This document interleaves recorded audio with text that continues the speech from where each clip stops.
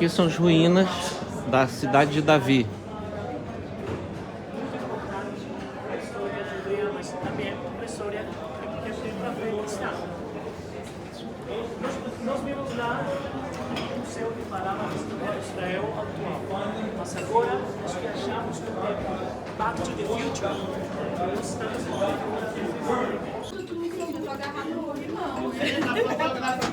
Sair daí, mano? Se não tiver, a gente vai achar. A gente volta tudo se não tiver. Devagarinho, como diz o Oscar. Eu não sei precisamente quantos metros, mas eu tenho que Estamos descendo aqui uma caverna da cidade de Belém, cidade de Davi. E Da cidade de Davi, dentro. estamos descendo da... Aquela rocha que a gente viu lá fora. Estamos descendo aqui do templo da casa de Davi, Estamos descendo da casa de Davi. Você está escutando? Vamos sair aqui na vila da cidade.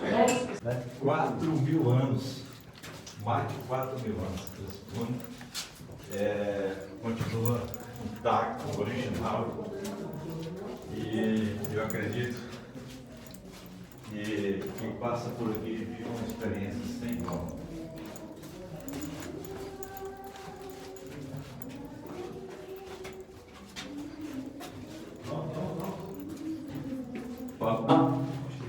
E eu não sou chegado não, E a tua esposa vai vir, será? Quem? Tua esposa? Rapaz, ela vai ter que me encontrar, né? Vai ter que vir, hein? Sim,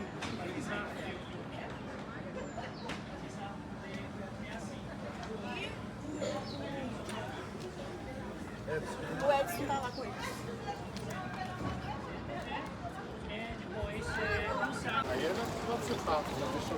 Restaurante dentro de Jerusalém. Era pra ter, né? Tem aqui, tem também Hamanhanai. Yes.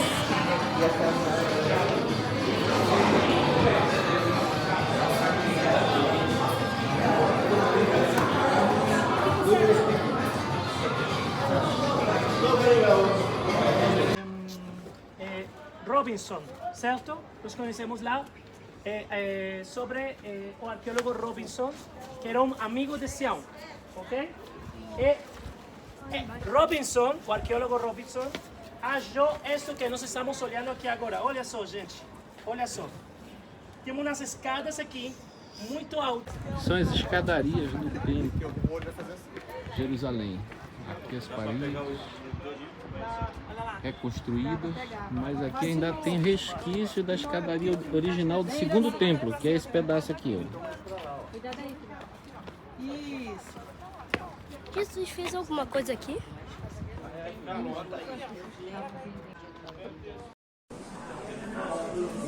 Cidade de Davi, olha só as escavações da cidade da época do rei Davi.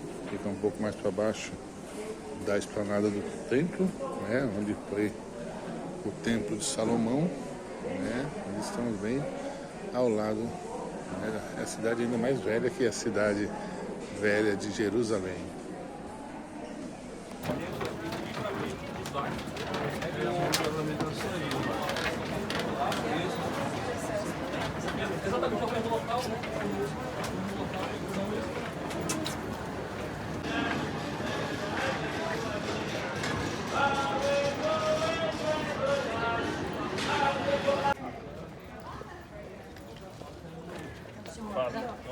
Fala.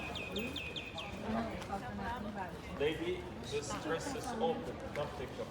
Porque o vestido é aberto do lado. O vestido. Segura aqui.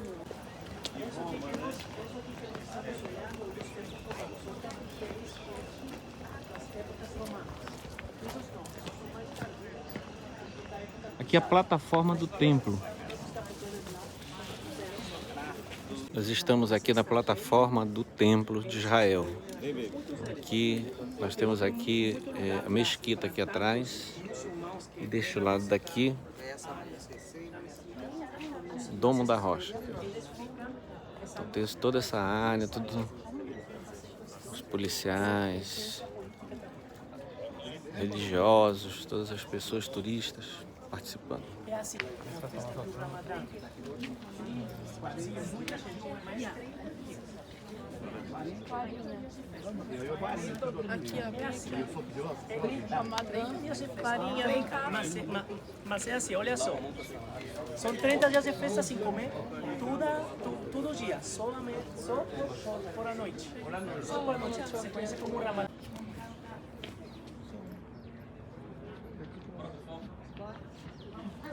Daí, o que você dá?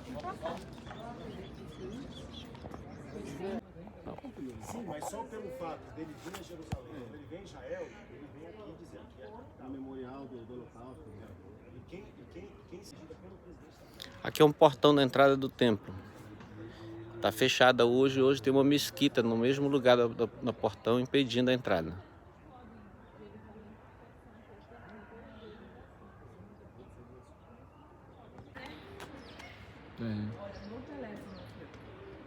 Hoje tem uma mesquita aqui que fechou o portão.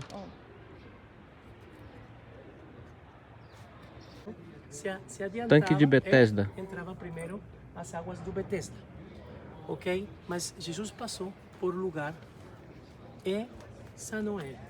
Perguntou a ele, você quer ser sano? Ele disse, sim, eu quero ser sano. E foi isso que passou exatamente aqui, gente. Qual a história do local? Esse local... Igreja do Tanque de Betesda. Tem algum cantor no nosso grupo? Tem algum cantor no nosso grupo para fazer uma coisa?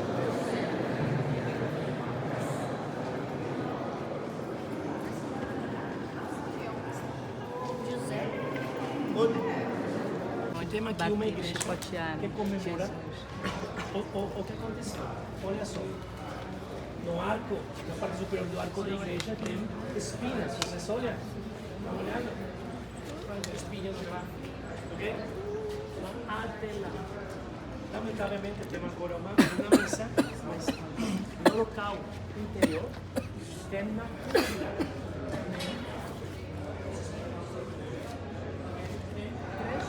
Temos um tripticão, um quadro com 23 vestidos. Via Dolorosa. Falaram que a Sábio pega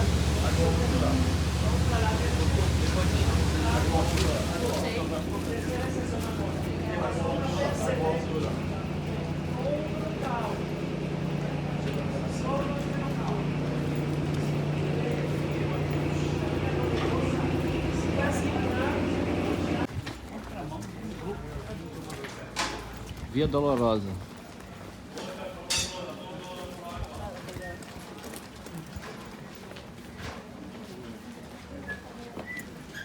Via Dolorosa.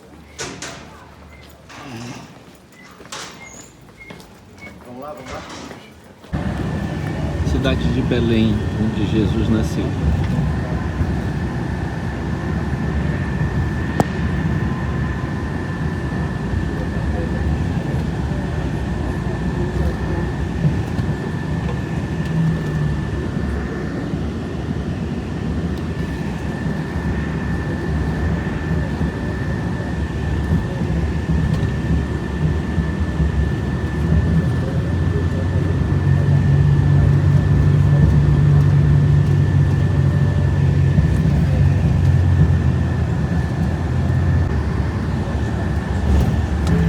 Belém de Judá, onde Jesus nasceu.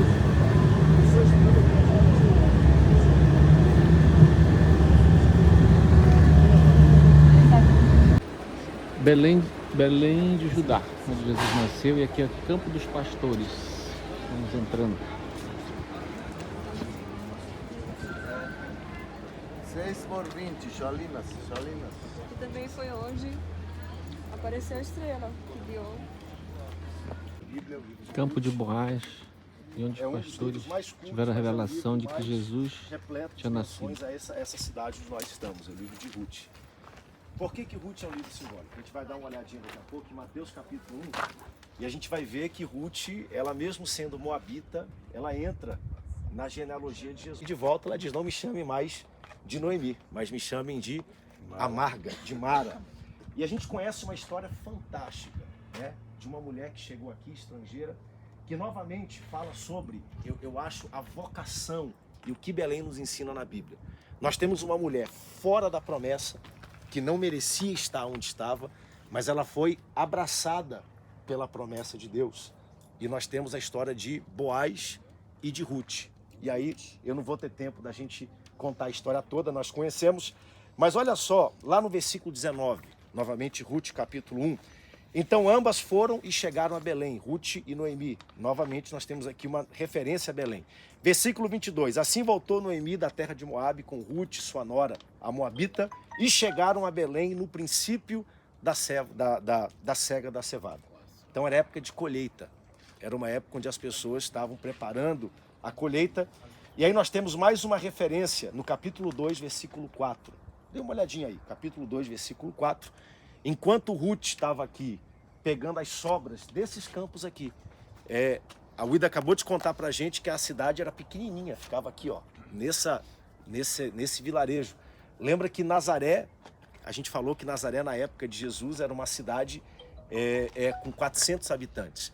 Então nós estamos falando aqui muito antes da época de Jesus. Isso aqui era um vilarejo pequeno. E um dos homens prominentes, versículo 4, eis que Boaz veio de Belém e disse aos segadores, o Senhor seja convosco. E nós conhecemos a história. Boaz era um homem solteiro, rico, na época de casar, procurando uma esposa, e ele encontra Ruth, e ele decide aceitar Ruth, acolher, receber, restaurar Ruth, o que é uma mensagem fantástica nossa também. Nós éramos fora da aliança, pecadores, estrangeiros, e como nós fomos acolhidos pelo nosso Senhor e pelo nosso Salvador Jesus Cristo. Então isso aconteceu aqui em Belém. Agora pulem lá para Mateus capítulo 1, rapidinho. Genealogia de Jesus. E aí a gente vai por um segundo acontecimento que é daqui. No meio disso nós temos a história de Davi. E aí Davi é simbólico, porque Davi era dessa região, né? Davi nasceu aqui, Davi cresceu aqui, Davi cuidou de ovelhas nessa região, a gente não sabe exatamente. Aí me perguntaram, pastor, onde é que foi que ele matou o leão? Onde é que foi que ele matou o urso? Quando eu chegar no céu, prometo que eu digo para vocês. Mas nós não sabemos. Mas não foi muito longe daqui, por quê? Porque as ovelhas tinham que sair para pastar, mas Davi morava aqui nessa vila. Ok? Então, foi algo que talvez um pouco além daqui dessas montanhas, nós não sabemos exatamente, mas se deu aqui nessa região. Mas vamos lá, Mateus capítulo 1, primeiro evangelho da Bíblia, versículo 1. Registro da genealogia de Jesus Cristo, filho de Davi, filho de Abraão. Abraão gerou a Isaac, Isaac gerou a Jacó, Jacó gerou a Judá e seus irmãos. Judá gerou a Perez e Zerá, cuja mãe foi Tamar. Perez gerou a Esrom, Esrom gerou a Arão, Arão gerou a Aminadab, Aminadab gerou a Naasson, Naasson gerou a Salmão, atenção, Salmão gerou a Boaz, cuja mãe foi Raabe. Então a gente volta para um outro ponto que nós visitamos. Lembra da prostituta Raabe que vivia em cima da muralha de Jericó? Então nós temos aqui a primeira mulher fora da aliança que foi incluída na genealogia de Jesus. Uma mulher limitada, uma prostituta, mas uma mulher que soube reconhecer quem era o Deus de Israel. Ela soube, o Deus desse povo guardou, abriu o mar vermelho, sustentou esse povo no deserto, e esse Deus é o verdadeiro Deus.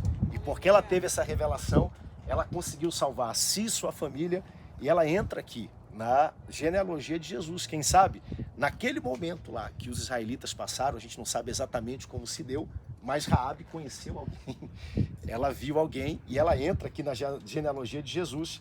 Então vamos lá, porque é interessante. Salmão gerou a Boaz, cuja mãe foi Raabe. Quem foi a mãe de Boaz? É ou não é extraordinário isso? A mãe de Boaz foi a prostituta Raabe. E agora nós temos Boaz recebendo quem? A Ruth, a moabita, e ela agora faz parte da genealogia de Davi e de Jesus. Boaz gerou, vamos lá, versículo 5, Salmão gerou a Boaz, cuja mãe foi Raabe. Boaz gerou Obed, cuja mãe foi Ruth. Obed gerou a quem? Jessé. E Jessé gerou ao rei Davi. Então a gente vê como essa geografia aqui ela é muito rica e muito importante para a gente. Tudo isso a gente tem Raabe, depois Raabe gerando Salmão, Salmão gerando não, Salmão gerando a Boaz, né? E depois nós temos Boaz gerando a Obed. Obed gerou Jessé. Jessé gerou ao rei Davi, que cresceu aqui nessa região. Então a gente consegue ver uma questão de 5 gerações, como a gente tem muita coisa importante da narrativa bíblica acontecendo aqui nesse lugar. Porque passar por Belém e não ler isso, eu precisava do meu tablet, porque parece que meu braço está ficando curto, né? Parece que eu não chego. Naqueles dias saiu um decreto da parte de César Augusto para que todo mundo fosse recenseado. O primeiro recenseamento foi feito quando Quirino era governador da Síria. E todos iam alistar-se, cada um na sua própria cidade. Subiu também Jessé da Galileia, da cidade de Nazaré. Nós fomos lá. Então, a gente está falando aqui de Maria e de José, que moravam em Nazaré. Falaste subiu, Jessé? Subiu José, tá? Que moravam na Galileia. Maria era natural de Nazaré, por isso que ela é chamada de Maria de Nazaré. Nasceu lá, cresceu lá. José a conhece lá, mas José era daqui, dessa cidade. Nasceu em Belém. Então o decreto é, todo mundo volta para sua cidade natal. Por quê? Porque precisa fazer o censo, precisa contar, saber quantos são. E aí nós temos, versículo 3, todos iam alistar-se, cada um na sua própria cidade. Subiu José da Galileia, da cidade de Nazaré, à cidade de Davi, chamada de Belém, porque era a casa da família de Davi, a fim de alistar-se com Maria, sua esposa, que estava grávida. Quando estavam ali, chegou o tempo em que ela haveria de dar à luz, e teve o seu filho primogênito. Envolveu em faixas, deitou numa manjedoura, porque não havia lugar para eles nas estalagens. A cidade estava cheia, muita gente fora. Ora, haviam naquela mesma região pastores que estavam no campo e guardavam durante as vigílias da noite o seu rebanho. E um anjo do Senhor apareceu-lhes, e a glória do Senhor os cercou de resplendor, pelo que se encheram de grande temor. E o anjo, porém, lhes disse: não temais, porquanto vos trago boas novas de grande alegria, que serão para todo o povo. É que hoje vos nasceu na cidade de Davi, Belém, o Salvador, que é Cristo o Senhor. E isso vos será por sinal: achareis um menino envolto em faixas, deitado em uma manjedoura.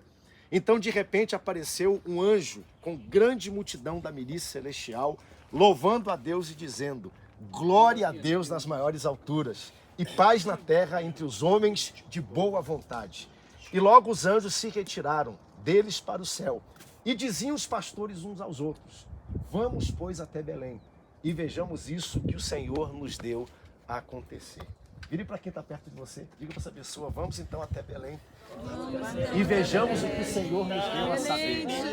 Nós estamos aqui, chegamos em Belém. Esse é o lugar que tudo isso aconteceu. O que os anjos disseram é: vamos lá, vamos para Belém. Vamos ver o que aconteceu naquele lugar que é glorioso, né? Fantástico.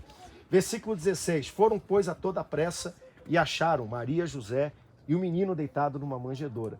E vendo, divulgaram a palavra acerca do menino que lhes fora dita. E todos que ouviram se admiraram do que os pastores lhes diziam. Maria, porém, guardava todas essas coisas, meditando no seu coração. E voltaram os pastores, glorificando, louvando a Deus por tudo que tinham ouvido e visto, como lhe fora dito. Esse aqui é um dos trechos mais poderosos da Bíblia. Jesus nasceu aqui nessa cidade. Existem dois locais, né? Mas um deles é a Igreja da Natividade. Não sei se a gente vai só passar na frente. Não consegue, né? Que é a Igreja da Natividade, que pela tradição é exatamente o local aonde Jesus ele nasceu. Mas o que fica de lição para a gente? Como disse aqui a nossa guia, a Uida. Como Deus usa, gente, coisas normais e lugares normais para escrever o seu propósito. Eu fico admirado quando eu vejo que o Salvador, o Rei da humanidade, veio ao mundo e tudo isso já estava predito pelos profetas. Que seria aqui na cidade de Davi, que seria de maneira simples, e Jesus nasceu. Dá uma olhada, a gente está aqui hoje, há 2000 anos depois, mas veja só a simplicidade desse lugar. Né? Nasceu aqui. Ele nasceu dentro de um cocheiro de boi, essa é a verdade. A gente fala manjedoura, a gente vê a manjedourazinha bonitinha ali, limpinha, a gente vai no shopping, né? Manjedoura do shopping, com chão de granito, ar-condicionado. Manjedoura não era algo romântico, bonito, era um lugar sujo. A manjedoura, gente, era o local onde se colocava a comida, sujo. E lá o boi levantava e o feno e comia e o resto das coisas. Cobriram de palha, botaram um trapozinho e deitaram o Salvador naquele lugar, porque não havia lugar onde ele pudesse se abrigar. E por fim, os pastores. Que vento gostoso, né? Os pastores. A religião da época era uma religião que só incluía e só se revelava para pessoas um pouco mais sofisticadas intelectuais. O ser humano comum não tinha acesso ao templo. Um pastor de ovelhas, como ela disse, recriminado, ele não podia ir a Jerusalém, quanto mais ter acesso à religião, poder ver, poder participar de tudo aquilo.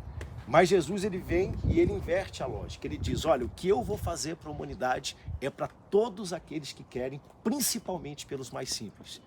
O primeiro grande anúncio do nascimento de Jesus se deu aos pastores que estavam no campo.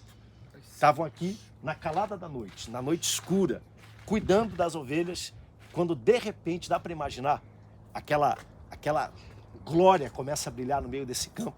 Os pastores entram e os anjos aparecem, os pastores ficaram atribulados, assustados com aquilo que viram, e eles disseram, glória a Deus das maiores alturas. Eis que trago para vocês, pastores, gente simples no meio do campo, boas novas de grande alegria, e serão não só para vocês, mas para todo o povo. Hoje, aqui em Belém, cidade de Davi, se cumpriu a promessa, o Messias nasceu para resgatar e restaurar toda a humanidade. E novamente a gente vê quando? Quem não merecia sendo incluído. Raabe não merecia, foi incluída. Ruth não merecia, foi incluída. Os pastores não mereciam, foram incluídos. Eu e você não merecíamos, mas por Jesus, Aleluia, glória a nós Deus. fomos incluídos. Aleluia. E essa é a grande beleza do que aconteceu nesse lugar. Glória a Deus. Então aproveita. Estamos no Muro das Lamentações e estamos com os nossos pedidos aqui de oração, pedido dos nossos irmãos da igreja.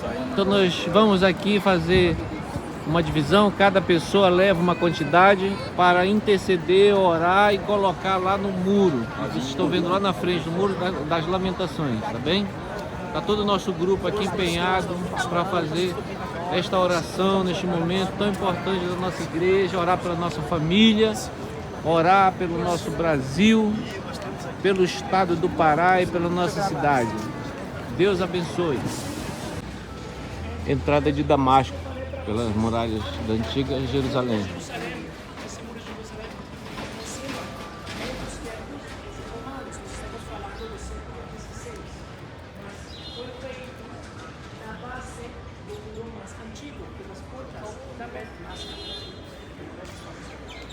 Uma foto minha aqui, bebezinha. Bebê.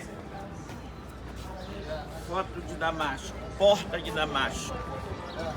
Grande terremoto, por isso que você vê os trincos e rachaduras ali. Quando você entrar dentro do túmulo, você vai ficar...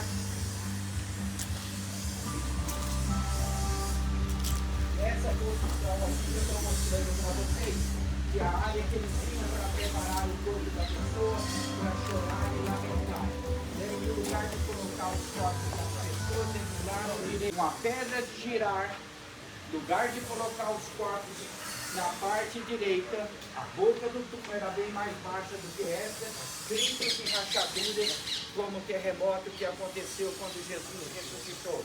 Então, olha, todos esses versículos bíblicos se referem ao túmulo de José de Arimateia, que encaixa exatamente o que está diante de vocês. Esse é o ponto interessante para você observar. Então, entra 6, 7 pessoas cada vez, vocês vão lá no fundo, passa, deixa eu ver se a luz acesa, tá. Quando você voltar, você tira a sua foto aqui, uma breve. Monte da Caveira, onde Jesus foi crucificado. Jericó, para Belém, para Hebrom. Olha, para você que está chegando aqui a primeira vez, por um bom tempo nós tínhamos ali na rocha o formato de um rosto de uma pessoa, os dois olhos e o nariz. Mas com o decorrer dos anos, a montanha vai desgastando e quebrou o nariz da caveira, certo? Então, Esse formato dessa caveira ali na rocha ajudava muito na nossa ilustração aqui, porque a Bíblia diz que Jesus é crucificado em um lugar chamado Caveira, Calvário, Gólgota. E para você, olha, veja aqui, quem não viu nada chega mais para ver aqui, certo? Olha, então, olha, preste bem atenção. Então, olha, um lugar chamado Caveira, Calvário, Gólgota. Toda essa área que cobre o Jardim de Túmulo lá é um cemitério muçulmano, mas essa parte aqui embaixo é onde que era as crucificações. Eu sei que a minha vida está nas mãos do meu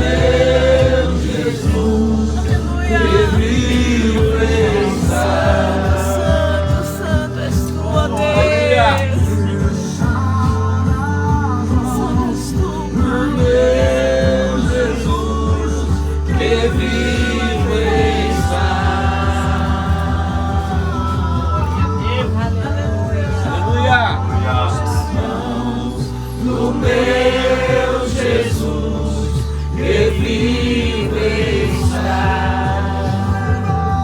Aleluia! Aleluia! Nas mãos do meu Jesus, que vive está. Aleluia! Aleluia! Meu Jesus, que vive está. Aleluia!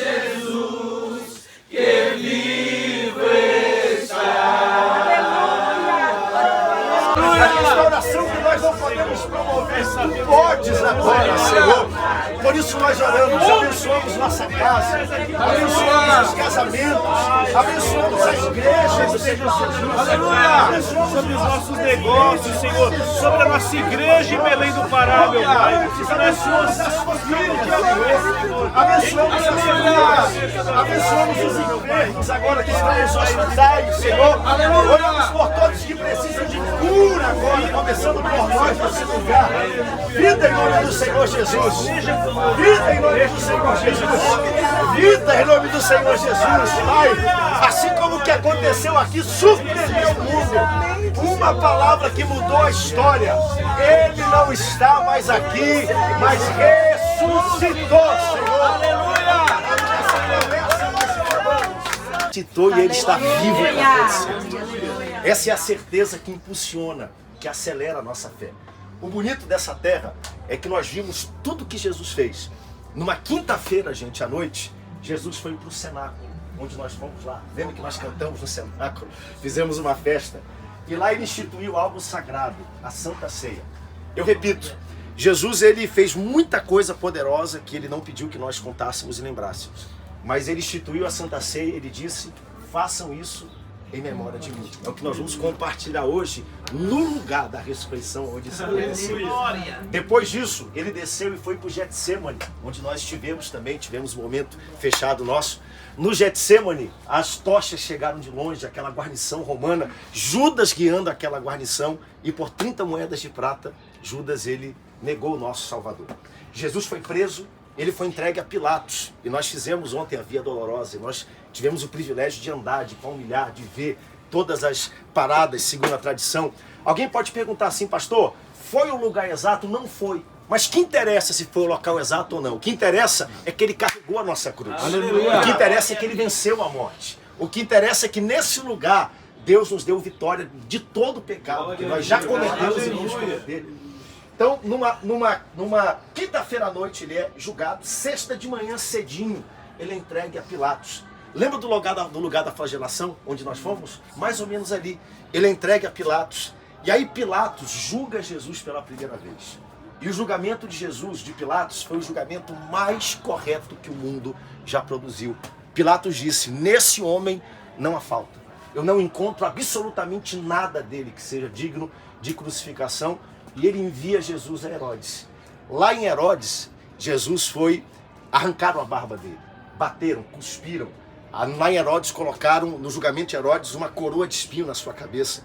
Colocaram um manto nele, um véu, como se quem dissesse, esse é o rei dos judeus, olha só. Esse rei, um rei sofredor, um rei que não pode se levantar. Herodes manda agora ele de volta novamente para Pilatos. E lá nós temos a flagelação de Jesus. Jesus recebe mais de 40 chicotadas, pedaços de couro, com caco de cerâmica, com ferro. E durante 40 vezes rasgaram a sua pele, seu rosto. A gente já viu isso em filmes. E naquele lugar, o que Herodes faz, Pilatos faz mais uma vez? Eu vou fazer o quê? Eu vou lavar minhas mãos, porque eu não consigo, não tem como. Dali para frente colocam uma cruz nas costas de Jesus. Novamente, foi difícil andar sem cruz, né? Imagine com cruz naquele lugar. Imagine cansado, sobrecarregado, o pecado de todo mundo caindo sobre ele. Jesus é levado e ele é colocado numa sexta-feira, gente, perto do meio-dia, aqui onde nós estivemos, no Gólgota. E ele fica lá durante aproximadamente 3 a 6 horas. No cair do dia, o nosso Senhor e o nosso Salvador morreu. Ele foi tirado, foi colocado nesse túmulo no cair da tarde de uma sexta-feira. Mas como disse o nosso amigo, o nosso guia, qual é o nome dele? João Batista. Ele emprestou o túmulo e devolveu 3 dias depois. A notícia de sexta-feira foi, morreu, ressuscitou. E por que morreu, perdão, acabou. E por que esse momento é tão importante, gente? Novamente, porque o diabo estava pronto para celebrar, acabou, o Filho de Deus, o Messias veio. Nós conseguimos matar, o seu próprio povo o negou, colocou ele dentro desse lugar. Mas passou a sexta-feira, passou o sábado todo, domingo de manhã, os anjos apareceram, rolaram a pedra. E os anjos não rolaram a pedra para que Jesus pudesse ressuscitar. O mesmo Espírito que está em nós hoje já havia levantado Jesus de dentro dos mortos. Ele já estava aqui. A pergunta que muita gente faz é: por que antigamente a gente viu nessas terras tantos sinais, e hoje a gente não vê os mesmos sinais? Porque nós já temos dentro de nós o maior sinal que qualquer ser humano pode ter: o Espírito Santo de Deus. Aleluia. É por isso que a gente anda por essa terra e novamente não precisa cair fogo do céu de novo. Não precisa alguém andar sobre as águas novamente. Não se precisa mais multiplicar pães e peixes, porque dentro da minha vida Jesus já fez tudo isso. Eu já contemplo, eu creio sem precisar ver tudo isso. E o que me chama a atenção dessa história, o tempo já está terminando, Edson, vou correr, é que quando Jesus ressuscita, e você pode ler nos evangelhos isso, alguns que não acreditavam procuraram os guardas, novamente.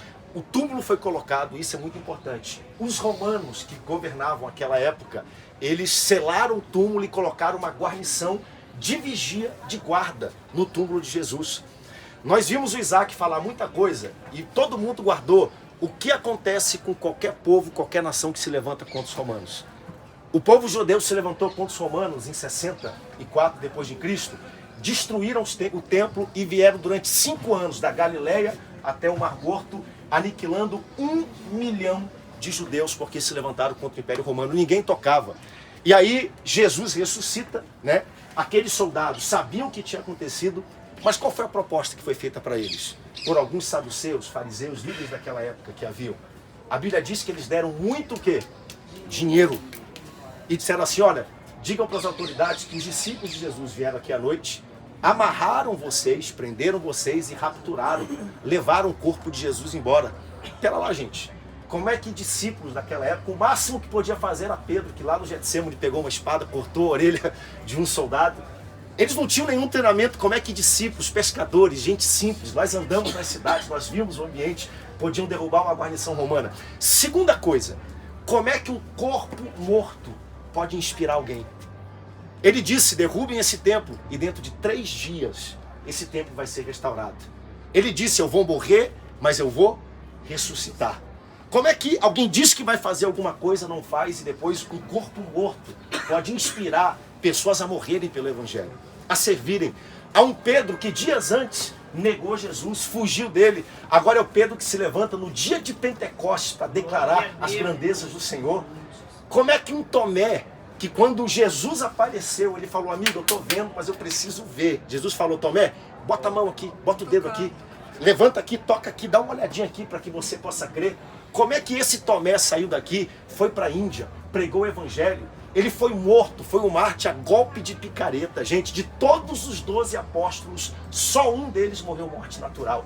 Eles foram crucificados de cabeça para baixo, apedrejados, arrastados por carruagens, rasgados, decapitados, morreram a morte a golpes de picareta. E o único que nós conhecemos é João, que não teve morte natural, mas jogaram ele dentro de um tonel de óleo quente e deixaram ele na ilha de Patmos, para que ele morresse isolado, sozinho, sem ninguém. Mas até na ilha de Patmos, um dia ele estava lá e ele vê uma luz reluzente de longe. E ele vê aquele andando na direção dele, seu rosto brilhava como o sol, seus pés de latão reluzente, e na sua coxa direita estava escrito Rei dos Reis, Senhor dos Senhores. Jesus visitou ele naquele lugar. Esses são os discípulos que viram o Jesus ressurreto. Esse, como ninguém amou, ele tocou uma prostituta, ele tocou um leproso, ele foi até Samaria, ele fez o que ninguém fez em toda a história. Eles viram esse Jesus ser preso e não falar uma palavra. Eles viram Jesus ser torturado, chutado, ferido pelos nossos pecados, mas eles viram aquilo que impulsiona e acelera a nossa fé. Eles viram Jesus vivo. Eles chegaram nesse túmulo aqui, as mulheres antes, e os anjos estavam aqui, eles pensaram que era um jardineiro, olha só. E ele disse, por que vocês estão procurando aquele que vive dentre os mortos?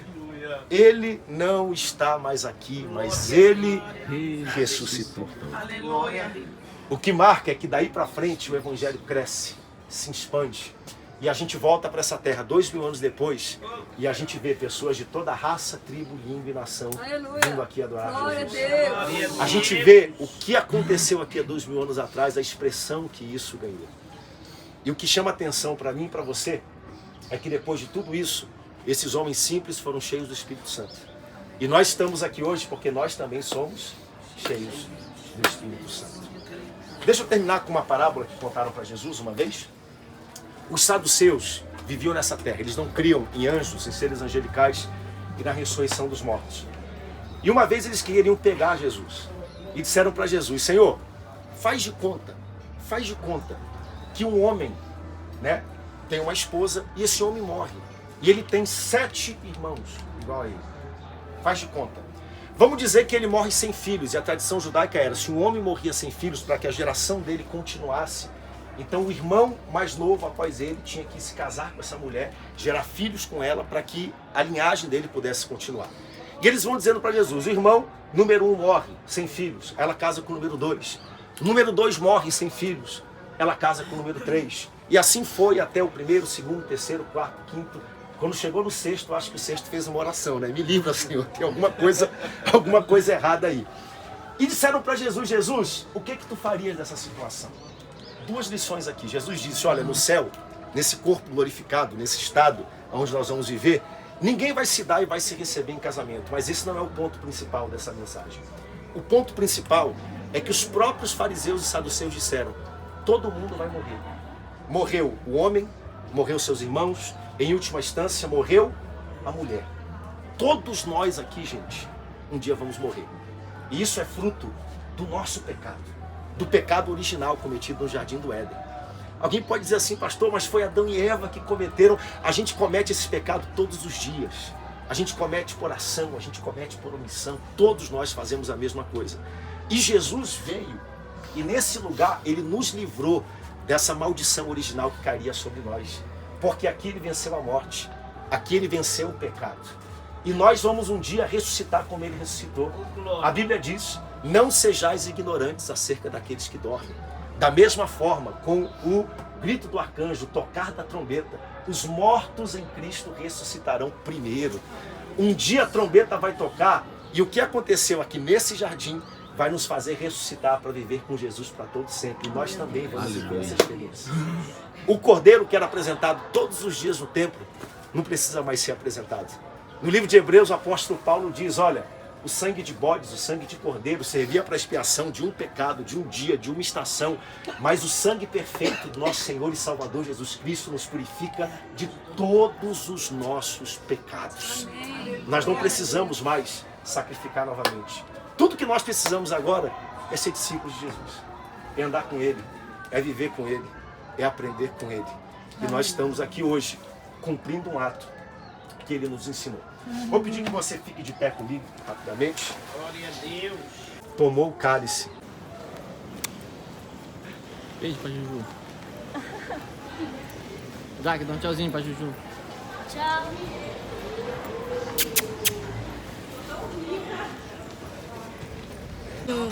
Nós estamos em Paris, aqui no centro de Paris. Aqui está o Isaac Santos. Aqui é muito legal. Muito legal, Isaac. É. E a Nira. As casas são tudo do mesmo formato. Nunca vai ter uma casa igual. Ali, ó, as casas do mesmo formato.